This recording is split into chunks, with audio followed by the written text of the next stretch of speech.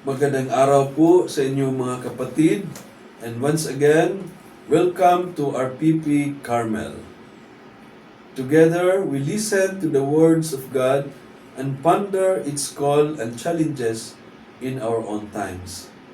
Today is February 11, 2026, Wednesday of the 5th week of Ordinary Time, and also the memorial of Our Lady of Lourdes.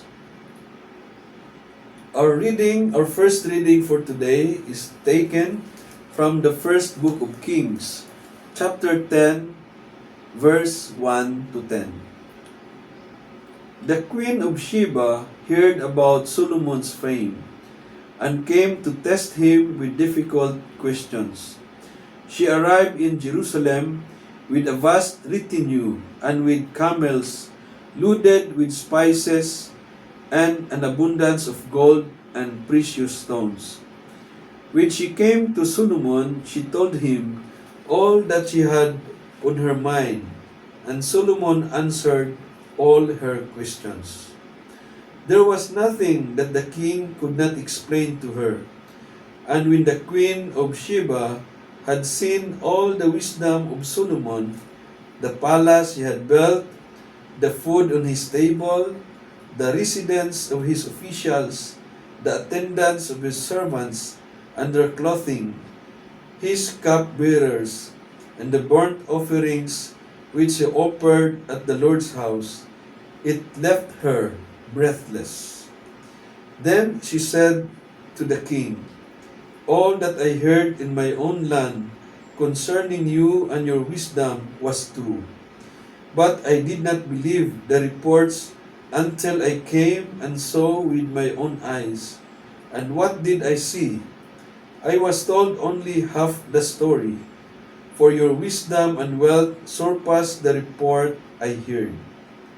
Fortunate are the wives, fortunate are your servants, who are ever in your presence, and hear your wisdom.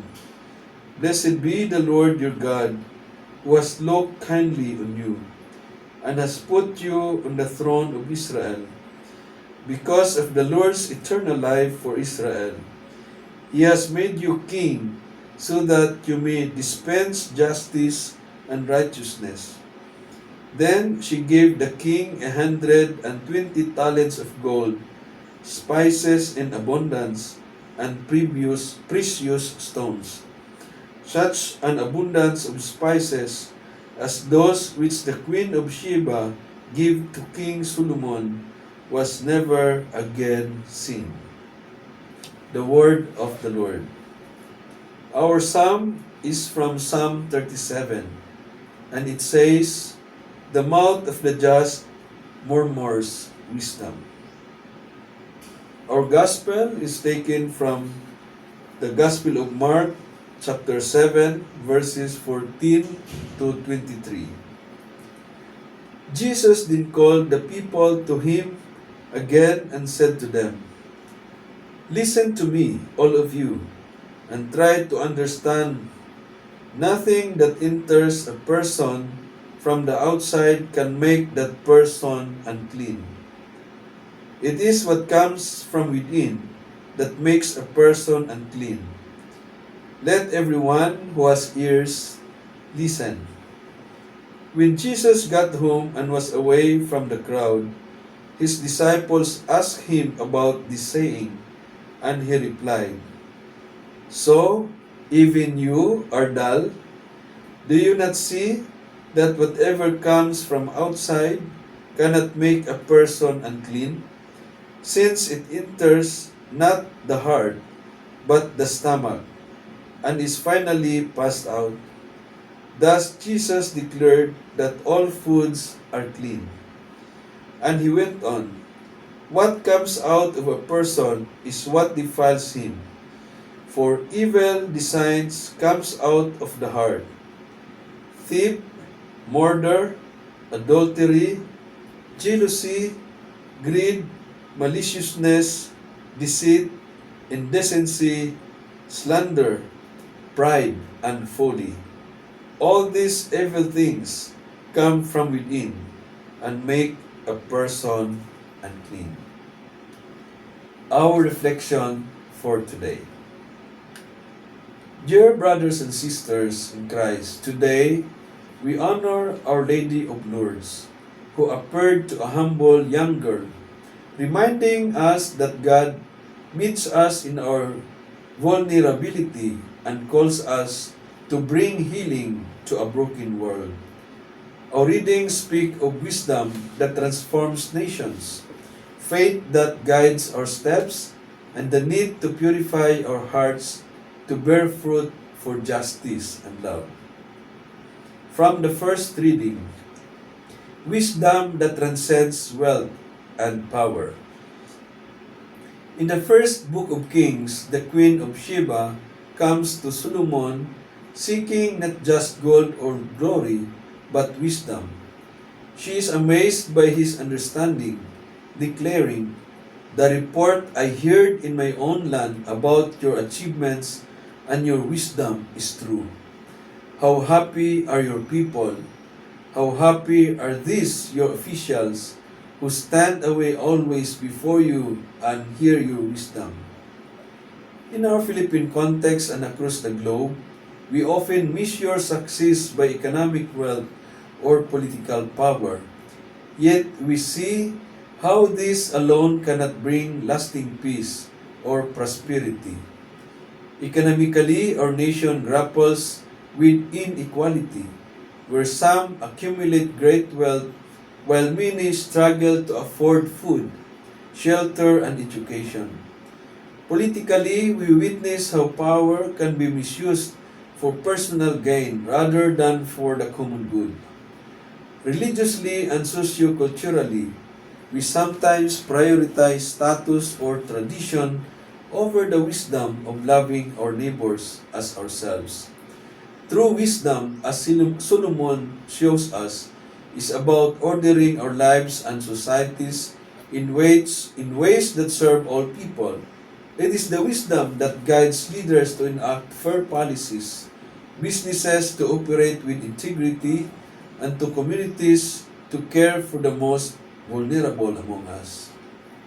From the Psalm, trusting in God's justice.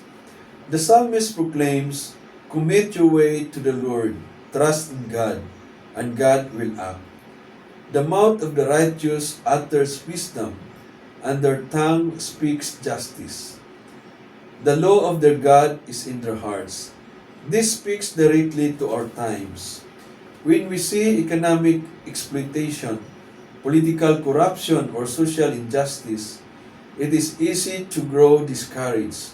But the Psalm reminds us to trust not in human systems alone, but in God's promise of justice.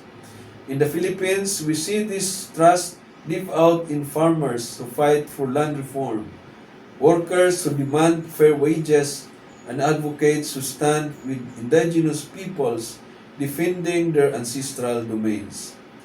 Globally, it is seen in movements for climate action, refugee rights, and gender equality, all rooted in the belief that every person deserves dignity and care. Our Lady of Lourdes embodied this trust. She appeared to Bernadette, a poor and uneducated girl, to bring a message of hope and healing to all people. She reminds us that God's justice reaches even to the most marginalized. From the Gospel, what defiles and what purifies? Jesus calls the crowd and his disciples to hear clearly. Nothing that enters one from outside can defile that person, but the things that come out from within are what defiles. Heaven lists the evils that spring from the heart. Evil thoughts, greed, malice, deceit, envy, slander, and more. In our current realities, we see how these internal evils manifest outwardly. Economically, greed builds corruption, exploitation of workers and natural resources. Politically, malice and deceit fuel division, misinformation, and abuse of power. Socioculturally, envy and slander conflict between faith communities, while prejudice and arrogance lead to discrimination against groups like persons with disabilities, religious minorities, and those living in poverty. Yet Jesus shows us the path to purification. When we root these evils from our hearts, we become capable of bringing through healing. This is the healing Our Lady of Lourdes offers. Physical, yes, but more deeply, healing for our broken relationships and divided societies.